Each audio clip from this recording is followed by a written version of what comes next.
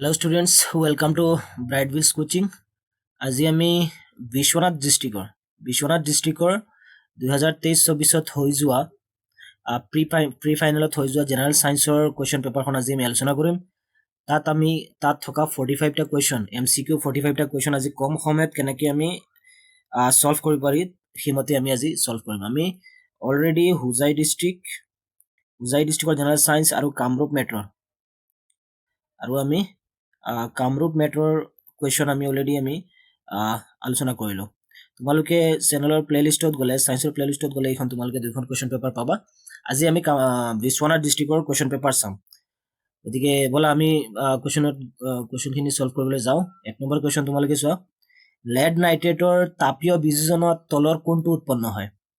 Okay, lead নাইট্ৰেটক যেতিয়া আমি তাপীয় বিযোজন বুলি কওঁতে বিযোজন বিক্ৰিয়াত কি হয়? লেড নাইট্ৰেট হয়, আমি তাত নাইট্ৰোজেন ডাইঅক্সাইডো পাওঁ, অক্সিজেনো পাওঁ, বাট কোনটো নাপাওঁ? নাইট্ৰোজেনটো নাপাওঁ।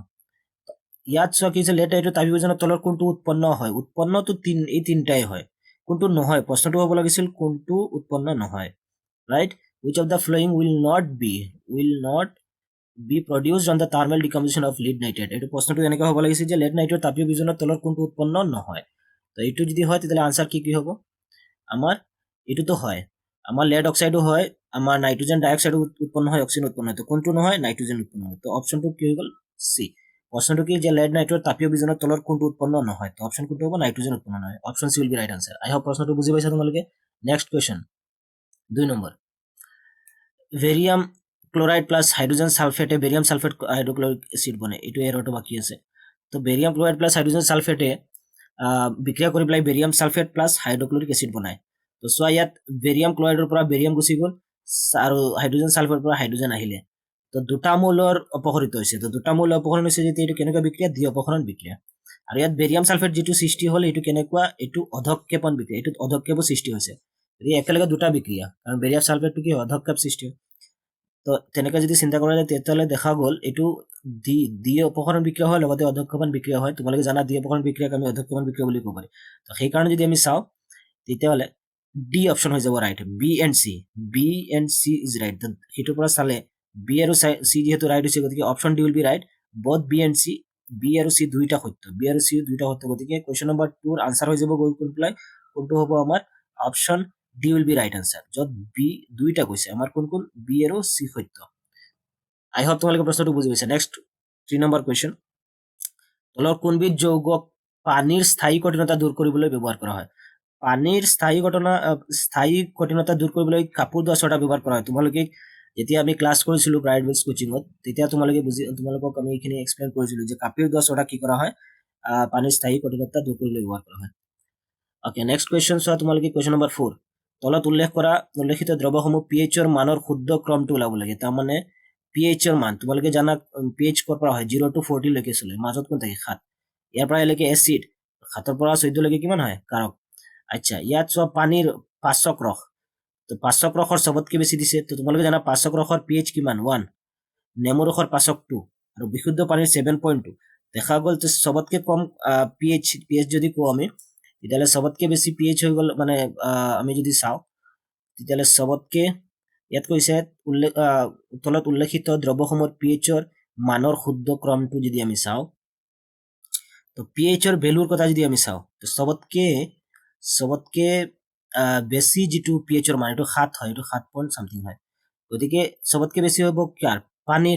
পানীতকে কম কাৰ? নেমুতকে কম কাৰ? পাচক ৰসৰ। তো option D will be right answer.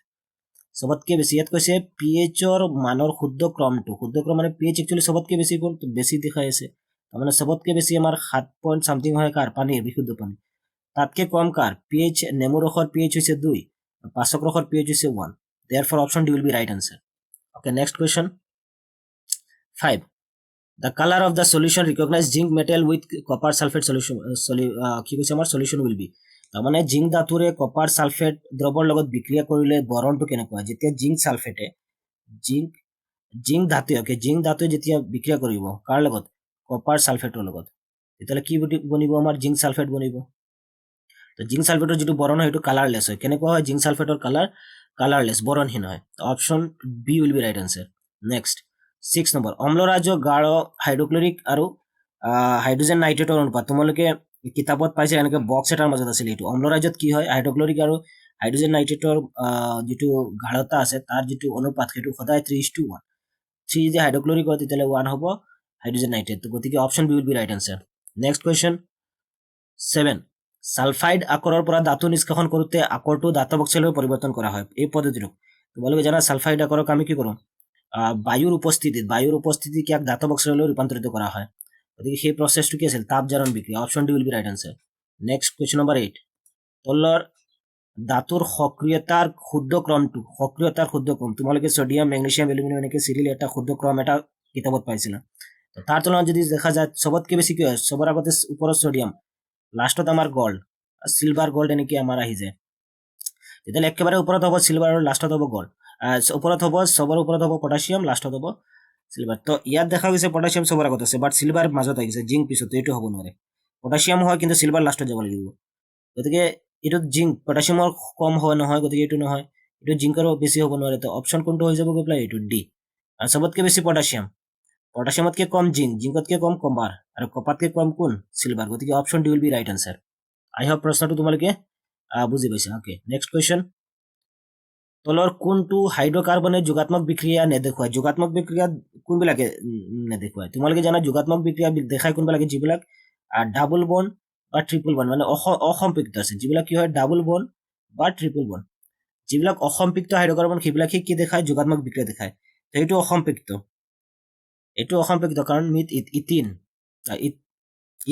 ইথেন হয় নে ইথেন ইথিন ইথাইন এইটো হয় ইথাইন তো এইটোতো অসম্পৃক্ত তো এইটো দেখুৱায় এইটো চোৱা C2H6 এইটো কিন্তু ইথেন এইটো হৈছে এলকেন আৰু এলটো ছিংগেল বণ্ড হ'লে কিন্তু এইটো কি দেখায় এইটো সংপৃক্ত তো সংপৃক্ত কি নেদেখায় সংপৃক্ত হাইড্ৰকাৰ্বন যোগাত্মক বিক্ৰিয়া নেদেখায় এইটো কিন্তু যদি তোমালোকে চোৱা 3 × 6 তো এইটো অসম্পৃক্ত এইটো আবাৰ আকৌ কি হৈ গ'ল এইটোও অসম্পৃক্ত একমাত্ৰ কোনটো সংপৃক্ত এইটো গতিকে তলৰ কোনটো হাইড্ৰকাৰ্বনে যোগাত্মক বিক্ৰিয়া নেদেখায় তো তোমালোক জানা সংপৃক্ত যিবিলাক আছে এইবিলাকে কি নেদেখায় যোগাত্মক বিক্ৰিয়া নেদেখুৱায় তো C2H ইয়াক এইটো কি হয় এলকেন হয় নে নহয় আমি যদি ইয়াক লিখোঁ আমি এলকেন হয় কাৰণ এলকেনৰ ফৰ্মুলা কি আছিল CnH2n+2 মিলিছে নে নাই ইয়াত যেতিয়া 2 হৈ গ'ল ইয়াত আহি গ'ল 2 আৰু ইয়াত 2 দি পূৰণ কৰা 2 × 4 আৰু 2 × 6 তাৰমানে এইটো এলকেন আৰু এলকেনে কেতিয়াও কি নকৰে যোগাত্মক বিক্ৰিয়া নেদেখায় বাকীবিলাকে কি হয় যোগাত্মক বিক্ৰিয়া দেখায় তো option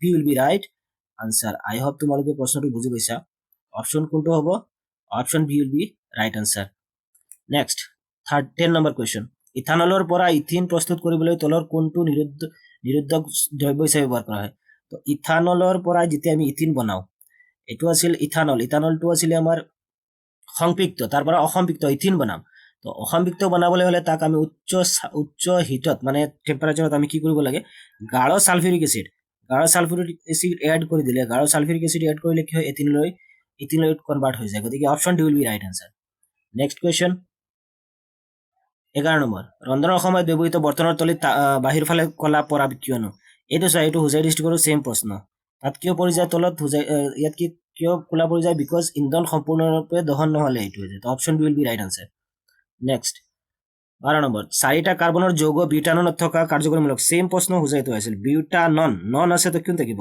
কাৰ্যকৰীমূলক ketone option C question number 13 চোৱা তলৰ কোনটো এটা ডবাৰাইডৰ ট্ৰায়েড তোমালোকে জানা 3টা ট্ৰায়েড আছিলে তো ক্লোৰিন ব্ৰমিন আইডিন এইটো হৈ যাব গৈ পেলাই ডবাৰাইড ট্ৰায়েড লিথিয়াম ছডিয়াম পটাছিয়াম হ'ব লাগিছিল ইয়াতো পটাছিয়াম নাই গতিকে এইটো হ'ব নোৱাৰে পটাছিয়ামটো কেতিয়াও ট্ৰায়েডত আগত নাহে কেলছিয়াম ষ্ট্ৰিগন আৰু বেৰিয়াম হ'ব লাগে বাট বেৰিয়াম নাই বেৰিলিয়াম আছে গতিকে কেনচেল হ'ব option A will be right answer next 14 number question আধুনিক পৰ্যায়বৃত্ত তালিকাত বৰ্গ এটাৰ ওপৰৰ পৰা তললৈ গ'লে আমি যদি আধুনিক পৰ্যায়ত বৰ্গ এটাত ওপৰৰ পৰা তললৈ যাওঁ তেতিয়াহ'লে কি হয় পাৰমাণিক ব্যাসাৰ্ধ বাঢ়ি যায় কাৰণ যিমান আমি বাঢ়িম সিমান তাৰ শেলৰ সংখ্যা বাঢ়িব তেতিয়া পাৰমাণিক ব্যাসাৰ্ধও বাঢ়িব গতিকে option A will be right answer next question কৈছে কমি নহয় একেলগেতো দুটা হ'ব নোৱাৰে গতিকে এইখিনি হ'ব নোৱাৰে একেই থাকে সেইটোও নহয় কি হৈ যায় বাঢ়ি যায় তো option A will be right answer next question number 15 মানুহৰ বৃক্ক দুটা কোনটো তন্ত্ৰৰ অন্তৰ্গত মানুহৰ বৃক্ক সদায় জানা তোমালোকে ৰেচন তন্ত্ৰৰ অন্তৰ্গত option C will be right answer next question number 16 আমাৰ লালটিত থকা উৎসেচক তো লালটিত কি হয় লালটি এমাইলেজ থাকে তো option A will be right answer লালটি এমাইলেজ নেক্সট কুৱেশ্যন, তেজৰ কোনটো উপাদানে তেজ গোট মৰাত সহায় কৰে? তো তেজ যেতিয়া আমাৰ যেতিয়া হাতত কিবা কাটি যায় তেতিয়াহ'লে তাত তেজ ওলোৱা ষ্টাৰ্ট কৰে। এইখিনি বন্ধ কোনে কৰে? যদি অনুস্বীকৰণ, তেজত থকা অনুস্বীকৰণ বা প্লেটেলেটছ, অনুস্বীকৃতাই কি কৰে? ইয়াতে গোট মৰাই দিয়ে, তেজ গোট মৰাই পেলাই তেজ ওলোৱা বন্ধ কৰি দিয়ে। Option C will be right answer. তেজৰ কোনটো উপাদানে তেজ গোট মৰাত সহায় কৰে? তো অনুস্বীকৃতাই। আই হোপ প্ৰশ্নটো তোমালোকে বুজি পাইছা। Option C will be right answer. Next question চোৱা তোমালোকে 18, দুটা নিউৰনৰ খালী ঠাইক কি বুলি কোৱা হয়? দুটা নিউৰনৰ খালী ঠাইক সেম কুৱেশ্যন কিন্তু আমাৰ হোজাই ডিষ্ট্ৰিক্টত আহিছিল, সাইনেপছ। দুটা নিউৰনৰ খালী ঠাইক কি বুলি কোৱা হয়? সাইনেপছ বুলি কোৱা হয়। Option B will be right answer. Question number 19, cycle চলাই যাওঁতে মস্তিষ্কৰ যিটো অংশই শৰীৰৰ ভংগীমা আৰু ক্ষমতা নিয়ন্ত্ৰণ কৰে, চেৰিবেলাম। তোমালোকে ক্লাছতো পাইছিলা যে চাইকেল চলাই যাওঁতে মস্তিষ্কৰ যিটো অংশই শৰীৰৰ ভংগীমা আৰু ক্ষমতা নিয়ন্ত্ৰণ কৰে সেইটো কি? মস্তিষ্কৰ চেৰিবেলামে এইটো কণ্ট্ৰল কৰে। Option B will be right answer. Question number 20, উদ্ভিদৰ বৃদ্ধিৰ লগত জড়িত সঞ্জীৱনী পদাৰ্থ। উদ্ভিদৰ বৃদ্ধিৰ লগত জড়িত সঞ্জীৱনী পদাৰ্থ হৈছে জিবাৰেলিন। জিবাৰেলিনে কি কৰে? উদ্ভিদৰ কাণ্ড বৃদ্ধি হোৱাত সহায় কৰে। এপচাইচিক এচিডে কি কৰে? ৰোধ বন্ধ কৰে, তো এইটো হ'ব নোৱাৰে। এয়া কোষ বিভাজনত কৰে। এয়া হৈছে যিটো আমাৰ দৈৰ্ঘ্য বৃদ্ধি হোৱাত সহায় কৰে। তো অপশ্যন কোনটো হৈ যাব? Option B will be right answer, যিটোৱে কি কৰে? কাণ্ড বৃদ্ধি হোৱাত সহায় কৰে, তাৰমানে বৃদ্ধিৰ লগত জড়িত। নেক্সট কুৱেশ্যন 21, অগ্নাশয় গ্ৰন্থি নিঃসৰণ কৰা হৰণবিধ। তো অগ্নাশয় গ্ৰন্থি নিঃসৰণ কৰা হৰণবিধ তোমালোকে জানা ইনচুলিন। কোনটো হয়? Insulin. Insulin. Option B. Next 22 number, দ্বি বিভাজন প্ৰক্ৰিয়া সংঘটিত হয়। তো দ্বি বিভাজন বিক্ৰিয়া তোমালোকে জানা এমিবাত হয়। এমিবাবিলাক কি হয়? এমিবা দুটা এমিবা এনেকে গৈ পেলাই এটা সময়ত কি হৈ যায়? টুকুৰা হৈ পেলাই বেলেগ দুটা এমিবা হৈ যায়। গতিকে option A will be right answer. এটা এমিবা ভাঙি টুকুৰা হয়, তো এমিবা হৈ গ'ল দ্বি বিভাজন প্ৰক্ৰিয়া। অ'কে। কুৱেশ্যন নম্বৰ 23, তলৰ কোনটো স্ত্ৰীজনৰ অংগ নহয়? তো ডিম্বাশয়টোতো স্ত্ৰীজনৰ অংগ হয়, জৰায়ু হয়। শুক্ৰবাহী নলীটো নহয়। শুক্ৰবাহীটো হৈছে মেল ৰিপ্ৰডাক্টিভ চিষ্টেম, গতিকে ফেলোপিয়ান টিউব কিন্তু হয় আমাৰ সৃজনৰ অংগ হয়। গতিকে option C will be right answer. শুক্ৰবাহী নলীটো কি নহয়? সৃজনৰ অংগ নহয়। কুৱেশ্যন নম্বৰ 24, ৰাইজোপাছে ব্যৱহাৰ কৰা প্ৰজনন পদ্ধতি। তো ৰাইজোপাছে তোমালোকে এইটো হোজাই ডিষ্ট্ৰিক্টত পাইছিলা। ৰাইজোপাছে কোনটো ৰেণুৰ উৎপত্তি কৰে? ৰেণু। ৰাইজোপাছটো কি হয়? এনেকে ৰেণু সৃষ্টি হয়, আৰু ইয়াৰ পৰা কি হয়? নতুন প্ৰজন্মৰ সৃষ্টি হয়। গতিকে option D will be right answer. Next, তলৰ কোনযোৰ জোৰ ক্ৰমজমৰ এজনী ছোৱালী শিশুক নিৰ্দেশ কৰে? তো এজন ছোৱালী তোমালোকে জানা দুইটা এক্স এক্স হ'ব লাগিব, আৰু ৱাই হ'লে এক্স কমা ৱাই। এইটো হোজাই ডিষ্ট্ৰিক্টত সুধিছিল, বাট এইটো ক'ত সুধিছে? আমাৰ বিশ্বনাথত। গতিকে option A will be right answer. Next 26, ওখ মটৰ মাহৰ গছৰ লগত চাপৰ মটৰ মাহৰ গছৰ সংকলন ক'ত হ'ল? প্ৰথম প্ৰজন্মৰ গোটেইকেইটা কি হয়? ওখ হয়। তোমালোকে জানা এইটো চেম হোজাই ডিষ্ট্ৰিক্টৰে প্ৰশ্ন। সকলো চাপৰ নহয়, সকলো কোনটো আছিল? সকলো ওখ। Option C will be right answer. সকলো ওখ হৈ যায়। প্ৰথম প্ৰজন্মৰ যিমান গছবিলাক হয় গোটেইকেইটা কি হয়? সকলো ওখ হয়। গতিকে option C will be right answer. Next question number 27, সমহস্ত অংগৰ এটা উদাহৰণ। আমাৰ বাহু আৰু কুকুৰৰ সমহস্ত মানে কি আছে? গঠনৰ পৰা একে, বাট কামৰ ফালৰ পৰা বেলেগ বেলেগ। গতিকে এইটো হয়, গঠনৰ ফালৰ পৰা একে কিন্তু কামৰ ফালৰ পৰা বেলেগ। আলু আৰু গাহক গঠনৰ ফালৰ পৰা একে, কামৰ ফালৰ বেলেগ। আমাৰ দাঁত, হাতীৰ দাঁত গঠনৰ ফালৰ পৰা একে কিন্তু কামৰ ফালৰ পৰা বেলেগ। গতিকে এই আটাইবোৰ ওপৰৰ কি হৈ যাব? আটাইবোৰ। Option D will be right answer.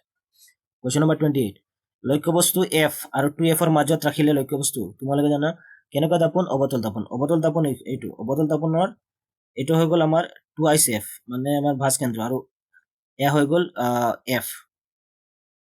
ঠিক আছে। তো লক্ষ্যবস্তু এফ আৰু ফকাছ বিন্দু আৰু 2F ৰ মাজত ৰাখিলে অৱতল দাপোনৰ লক্ষ্যবস্তু কি হ'ব? এফ আৰু 2F ৰ মাজত ৰাখিলে অৱতল দাপোনে গঠন কৰা প্ৰতিবিম্ব কি হ'ব? এনেকৈ গৈ পেলাই হ'বনে নাই? তো এয়া হৈ যাব গৈ পেলাই প্ৰতিবিম্বটো কি হ'ব? প্ৰতিবিম্বটোতো সৎ হ'ব। প্ৰতিবিম্ব সৎ হ'ব কিন্তু ওলোটা হ'ব। সৎ আৰু কি হ'ব? এনেকৈ যাব, তলত আহি যাব, আকৌ আমাৰ এনেকৈ গৈ পেলাই এনেকৈ আহিব। তো অপশ্যন কোনটো হ'ব গৈ পেলাই? সৎ আৰু ওলোটা, সৎ আৰু বিবৰ্ধিত। অপশ্যন সৎ আৰু বিবৰ্ধিত। Option A will be right answer. সৎ আৰু বিবৰ্ধিত, হয় নহয়? অৱতল দাপোনে যেতিয়া মাজত যাব, এনেকৈ ৰশ্মি এনেকৈ গৈ পেলাই এনেকৈ তলত আহিব, আকৌ আৰু এটা ৰশ্মি এনেকৈ হ'ব। তো দুইটা যদি দেখা যায় ইয়াতে ক'ৰবাত কাটিব গৈ পেলাই, তো বিবৰ্ধিত ডাঙৰ হ'ব, লগতে সৎ হ'ব, কাৰণ ৰিয়েল লাইনে কাটিব। গতিকে এফ আৰু 2F ৰ মাজত ৰাখিলে ক'ত হয়? সৎ আৰু বিবৰ্ধিত প্ৰতিবিম্ব সৃষ্টি কৰে। Option A will be right answer. সৎ আৰু বিবৰ্ধিত প্ৰতিবিম্ব। 29 নম্বৰ কুৱেশ্যন, ওৱান ডায়েপ্টাৰ ক্ষমতাৰ লেন্স এখনৰ ফকাছ দৈৰ্ঘ্য হ'ল। তোমালোকে জানা ক্ষমতা P = 1/f। এনেকুৱা প্ৰশ্ন এটা আমি আগতে কৰিছোঁ যোৱাকালি। তো যিহেতু আমাৰ ক্ষমতা দি আছে 1 ডায়েপ্টাৰ, তেতিয়াহ'লে ফকাছ দৈৰ্ঘ্য, তো এফ তাৰ জেগাত আহি যাব। তো এফ ইকুৱেল কি হ'ব? 1/f 1/1 ইয়াৰ 1 টাইপ তাৰ 2 ইয়াত আহি যাব 1 হৰণ কৰিলে কিমান বাৰ একবাৰ 1 মিটাৰ 1 মিটাৰক যেহেতু ইয়াত চেণ্টিমিটাৰ আছে চেণ্টিমিটাৰত নেতো 1 মিটাৰত কিমান centimetre 100 centimetre option A will be right answer next question 30 দাপোন এখনৰ পৰা যিমান দূৰত্বে থিয় নহওক কিয় লাগে প্ৰতিম্ব সদায় থিয় হয় দাপোনখন কেনেকুৱা তো প্ৰতিম্ব সদায় কেতিয়া হয় সমতলত হয় উত্তলতো হয় কিন্তু ইয়াত চোৱা আইদাৰ সমতল বা উত্তল তো এইটো option D will be right answer সমতলতো কি হয় থিয় প্ৰতিম্ব উত্তলতো কি থিয় প্ৰতিম্ব কাৰণ উত্তলটো আমাৰ গাড়ীৰ বেক সাইড চাবলৈ ব্যৱহাৰ কৰা হয় তাত সদায় থিয় প্ৰতিম্ব সমতলতো সদায় থিয় প্ৰতিম্ব গতিকে আইদাৰ সমতল বা উত্তল option D will be right answer next question 31 চকুত সোমোৱা পোহৰৰ পৰিমাণ নিয়ন্ত্ৰণ কৰে কোনে কৰে চকুৰ মণিয়ে চকুত সোমোৱা চকুত যিটো মণি থাকে কি হয় পোহৰৰ পৰিমাণ নিয়ন্ত্ৰণ কৰে কোনে চকুৰ মণিয়ে option A will be right answer 32 নিয়মীয়া দৃষ্টিৰ বৈধপ্ৰাপ্ত বয়স্কৰ বাবে স্পষ্টকৈ দেখা ন্যূনতম দূৰত্ব 25 সেন্টিমিটাৰ তোমালোকে জানা ন্যূনতম দূৰত্ব সদায় 25 centimetre option C will be right answer next 33 প্ৰিজমৰ নিৰ্গত ৰশ্মি এনেকৈ প্ৰিজম আছিলে যোৱাকালি ইয়াৰ ওপৰতো প্ৰশ্ন আছিল প্ৰিজমৰ নিৰ্গত ৰশ্মি আপতিত ৰশ্মিৰ দিশৰ লগত কৰা কোণ এনেকৈ ৰশ্মি সোমাই এইটো হৈছে আপতিত ৰশ্মি এনেকৈ চিধা হ'ল গৈ পেলাই আকৌ এনেকৈ ওলাই আহে ইয়াত যিটো কোণ বনায় এইটো নিৰ্গত কোণ এংগেল ই বুলি আছে তোমালোকে চাবা এইটো কেনেকুৱা কোণ নিৰ্গত কোণ তো নিৰ্গত ৰশ্মিয়ে এইটো হ'ল নিৰ্গত ৰশ্মিয়ে কি কোণ বনায় নিৰ্গত কোণ বনায় নিৰ্গত ৰশ্মিয়ে আমাৰ আপতিত ৰশ্মিৰ সৈতে কি বনায় আপতিত ৰশ্মিৰ সৈতে নিৰ্গত কোণ বনায় মনত ৰাখিবা option D will be right answer প্ৰিজমৰ নিৰ্গত ৰশ্মি আপতিত ৰশ্মি এইটো নিৰ্গত ৰশ্মি আছিল তলফালে আহে ই আপতিত ৰশ্মিৰ লগত কি বনায় নিৰ্গত কোণ বনায় option D will be right answer question number 34 তলৰ 2 ওম ৰোধটোৰ মাজেৰে চালিত প্ৰবাহ এই 2 ওমৰ মাজেৰে যে প্ৰবাহ তোমালোকে যে প্ৰবাহ ইকুৱেল কি হয় ভি ইকুৱেল আই আৰ তেতিয়াহ'লে আই ইকুৱেল কি হ'ব বি বাই আৰ আৰু ভিৰ ভেলু কিমান আছে ইয়াত 6 ভোল্ট ভিৰ ভেলু আছে 6 ভোল্ট ভিৰ ভেলু আছে 6 ভোল্ট আপন আৰৰ ভেলু কি ওমৰ কথা কৈছে 2 ওমৰ তো ৰেজিষ্টেন্স 2 2 দি কাটা 2 3 গুণ 6 তেতিয়াহ'লে কারেন্ট ইকুৱেল কিমান 3 ampere 3 ampere option C will be right answer option C will be right answer I hope প্রশ্নটা তোমালোকে বুঝি পাইছা অপশন সি উইল বি কি রাইট আনসার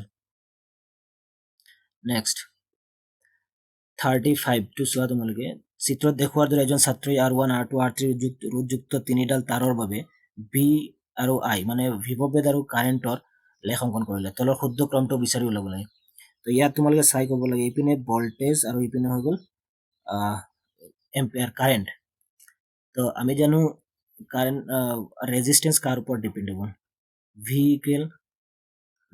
কি হয় তোমাকে জানা ভি ইকুয়াল আই আর রাইট ভি ইকুয়াল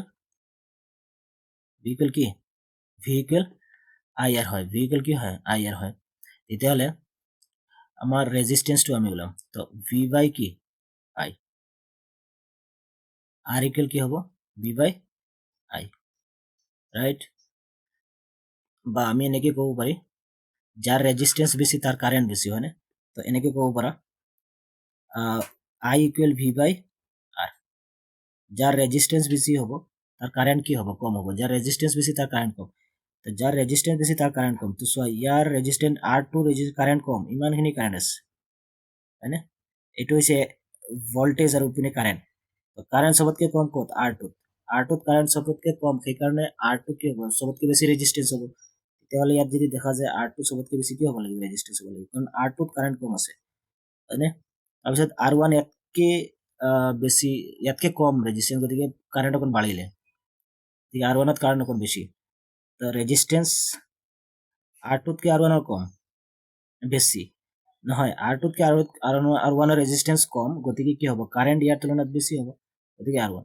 আৰু R3 সবতকে কম ৰেজিস্ট্যান্স কাৰ R3 এইকাৰণে সবতকে কারেন্ট বেছি হৈছে R3 সবতকে কারেন্ট বেছি হৈছে এইটো কারেন্ট হয় নহয় সবতকে বেছি কারেন্ট ক'ত R3 গতিকে সবতকে কম সবতকে বেছি কারেন্ট R3 গতিকে সবতকে কম রেজিস্ট্যান্স ক'ত R3 তো option C will be right answer I hope প্ৰশ্নটো তোমালোকে বুজি পাইছা নেক্সট কোৱেশ্চন 36 প্ৰবাহযুক্ত দীঘল চলনৰ এটাৰ ভিতৰলৈ চুম্বক ক্ষেত্ৰ তো ভিতৰত চুম্বক ক্ষেত্ৰ সকলো বিন্দুত একে থাকে আমি যোৱাকালি প্ৰশ্ন কৰিছিলো সকলো বিন্দুত একে থাকে ওকে 37 হৰ্ষবৰ্ধনিত হোৱাৰ সময়ত বৰ্তনীটো প্ৰবাহ তো হৰ্ষবৰ্ধন হলে বৰ্তনীত প্ৰবাহ কি হয় বুজন পৰিমাণে বৃদ্ধি পায় option C will be right answer চোৱা বুজাই ডিস্ট্ৰিক্টৰ প্ৰায় প্ৰশ্ন ইয়াত ৰিপিট হৈছে বুজন পৰিমাণে বৃদ্ধি পায় option C will be right answer next 38 চিত্ৰ দেখুৱাৰ বাবে এটা ইলেক্ট্ৰনৰ এখন চুম্বক ক্ষেত্ৰত তাৰ লম্বভাৱে সোমাইছে ইয়াৰ ইলেক্ট্ৰন ইপিনে মেগনেটিক ফিল্ড ইপিনে ইলেক্ট্ৰন তেতিয়াহ'লে তাৰ যিটো বলৰ দিশ তো বলৰ দিশ কি হয় পৃষ্ঠৰ ভিতৰলৈ হয় পৃষ্ঠৰ ভিতৰলৈ option D will be right answer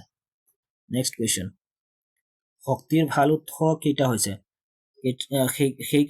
সেইটোৱে হ'ল যিটো সহজে উপলব্ধ হয় সঞ্চয় আৰু সহ পৰিবহণ সহজ সেইটোও হয় দেন মিতব্যয়ী হয় তেতিয়াহ'লে ওপৰৰ আটাইবোৰ option D will be right answer শক্তিৰ ভাল উৎস কি সহজে উপলব্ধ সঞ্চয় আৰু পৰিবহণ সহজলভ্য মিতব্যয়ী গতিকে ওপৰৰ আটাইবোৰ option D will be right answer question number 40 চোৱা তলৰ কোনটো সৌৰশক্তি আধাৰিত নহয় তো ইয়াত হ'ব নিউক্লিয় শক্তিটো কাৰ আধাৰত নহয় সক্ৰিয় শক্তি কাৰণ নিউক্লিয় শক্তিটো আমি ইউৰেনিয়াম বা কিবা দি আমি শক্তিটো বনাওঁ গতিকে ইয়াৰ লগত কোনো সৌৰশক্তিৰ ৰিলেশ্যন নাই option C will be right answer বহু টাইপৰ শক্তিৰ লগতে হিটৰ সম্পৰ্ক আছে বায়ুৰ লগতো আমাৰ সৌৰশক্তিৰ সম্পৰ্ক আছে জীৱবোৰৰ লগত আছে তো option C will be right answer next 41 খাদ্য শৃংখলৰ দ্বিতীয় পুষ্টিক স্তৰৰ উপভোক্তাবিলাক তলম যিটো আছে পুষ্টিক স্তৰ তাত কি থাকে উৎপাদক থাকে যিবিলাক আমাৰ গা বননি থাকে আৰু গা বননি কোনে খায় 2 নম্বৰত উৎপাদক হিচাপত তৃণভোজীবিলাক থাকে তৃণভোজীবিলাকে কি খায় তৃণভোজীবিলাকে গা উদ্ভিদ হয় গতিকে তৃণভোজীবিলাক option B will be right answer পুষ্টিক স্তৰৰ দ্বিতীয় পুষ্টিক স্তৰৰ উপভোক্তাবিলাক হৈছে তৃণভোজী সিহঁতে কি হয় প্ৰডিউচাৰক খায় গতিকে option B will be right answer 42 তলৰ কোনখিনি খাদ্য শৃংখল গঠন কৰে তো চোৱা গাহক গেহুৱে খায় নেকি নেখায় কেঞ্চেল গাহক ছাগলী খায় সঁচা কথা ছাগলীক মানুহে খায় তো option B will be right answer ই এটা খাদ্য শৃংখল বনাইছে বাট ছাগলী গৰু খায় নেকি গৰু খাতি নাখায় গাহক মাছে খায় মাছক ছাগলী খায় কেতিয়া নাখায় তো option B will be right answer next question 43 তলৰ কোনটো নৰ্মদা বাচাও আন্দোলনৰ মুখ্য কাৰণ তো নৰ্মদা বাচাও আন্দোলনটো আচলতে নৰ্মদা নদীৰ ওপৰত যিটো সৰোবৰ বন বনাইছিলে তাৰ উচ্চতাক লৈ পেলাই বিবাদ আছিল গতিকে বান্ধৰ উচ্চতা বৃদ্ধিৰ বাবে আছিলে এই আন্দোলনটো কাৰ ওপৰত বান্ধৰ উচ্চতা বৃদ্ধিৰ বাবে আছিল গতিকে option A will be right answer next 44 তলৰ কোনটো প্ৰাকৃতিক সম্পদ নহয় তো মাটিটো প্ৰাকৃতিক সম্পদ হয় পানীও হয় বায়ু হয় কিন্তু ইলেক্ট্ৰিচিটিটো প্ৰাকৃতিক সম্পদ নহয় এইটো মানৱ সৃষ্ট সম্পদ হয় গতিকে option D will be right answer next 45 বিশ্বত অতি সঘনাই হ্ৰাস পোৱা প্ৰাকৃতিক সম্পদ পানীটো শেষ হোৱা নাই বায়ু শেষ হোৱা নাই সূৰ্যও শেষ হোৱা নাই তো শেষ হৈ আছে ফৰেষ্ট লাহে লাহে কি হৈছে শেষ হৈ আছে গতিকে এইটো হ্ৰাস পাই আছে কমি আছে গতিকে option B will be right answer okay আমাৰ 45টা কুৱেশ্যন আছিলে বিশ্বনাথ ডিষ্ট্ৰিক্টৰ আমি গোটেইকেইটা সলভ কৰিলোঁ আই হোপ তোমালোকে প্ৰশ্নখন বুজি পাইছা আই হোপ তোমালোকে প্ৰশ্নখন ধুনীয়াকৈ বুজি পাইছা থেংক ইউ অল সকলোৱে ভালকে নোটছখন বনাই ল'বা আৰু ইয়াৰ কনচেপ্টবিলাক ক্লিয়াৰ কৰিবা ঠিক আছে কাৰণ ইয়াৰ পৰা প্ৰশ্ন আমাৰ তোমালোকৰ মেট্ৰিকত ৰিপিট কৰিব পাৰে গতিকে বহুত দৰকাৰী গোটেইখিনি কনচেপ্ট ক্লিয়াৰ কৰবা কৰবা যদি ডাউট হয় তোমালোকে কমেণ্ট কৰিবা ঠিক আছে তোমালোকে কমেণ্ট বক্সত কমেণ্ট কৰি জনাবা কেনেকৈ পাইছা থেংক ইউ